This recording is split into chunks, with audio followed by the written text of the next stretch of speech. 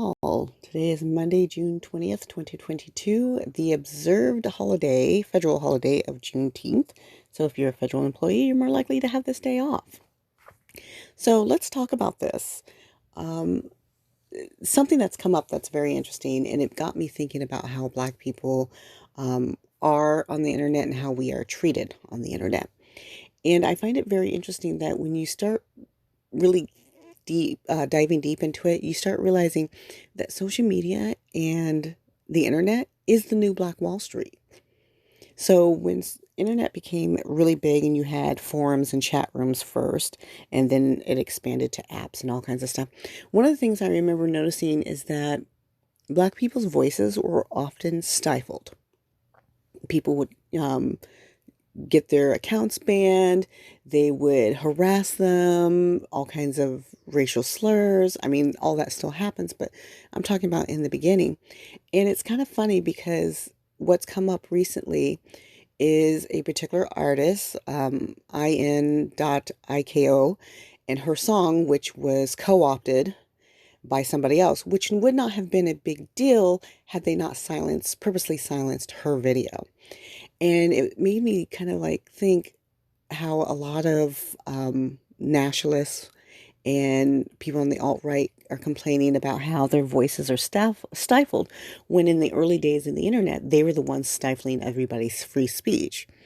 And it's just grown into this momentous ideology. But how it correlates to Black Wall Street is that whenever Black people have done anything that benefits them and elevates them in a social setting, there was always white terrorism to knock it back down.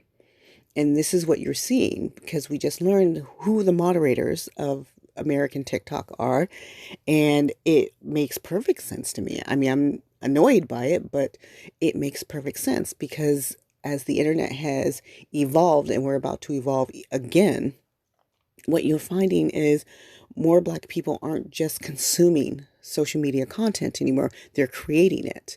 They're becoming creators. They're becoming business owners.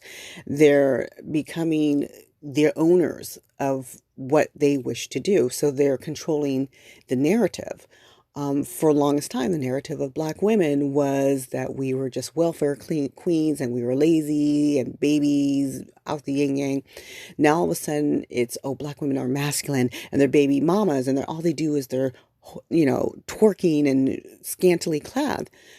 But you have this growing movement of Black women saying, first of all, I'm going to rock who I am. I am not going to be out here dating. Don't care if you don't like the way I look. I'm going to start my own business. I'm going to rest in my peace. I'm going to rest in my femininity. We are changing the narrative so darn quick, people can't keep up. And so it becomes that whole Black Wall Street mentality. How dare these people become uppity and challenge the narrative we have set forth? And I'm happy that Black women are going at it with wild abandonment. I think more Black men should. The Black Boy Joy challenges that are out there are just wonderful. But I just wanted to put that out there that, yes, social media and internet is the new Black Wall Street. And so it's becoming much more imperative that Black people will have to have their own social platforms. A lot of other races do. It's not a big deal. But we will definitely need our own, where we have our own owners, moderators, that sort of thing, so that our voices cannot be silenced. But yeah, so the new era of repeating history will be the internet. This is our new Black Wall Street. Welcome to it. Y'all have a great day.